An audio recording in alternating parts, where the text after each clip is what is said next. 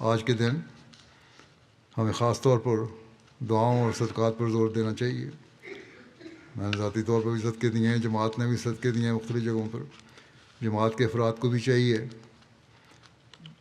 کہ صدقات جن کو توفیق ہے وہ دیں.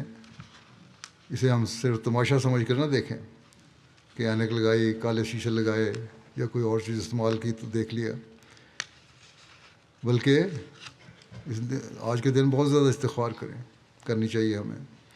اللہ تعالیٰ سے اس کی رحمت کو طلب کرنا چاہیے، اس کے حضور عاجزی سے جھکنا چاہیے. یہ نشان جو خاص رمضان میں دوبارہ ظاہر ہوا ہے اور انہی تاریخوں کو ہوا ہے جن کی پیشگوئی حضرت صلی اللہ علیہ وسلم نے فرمائی تھی.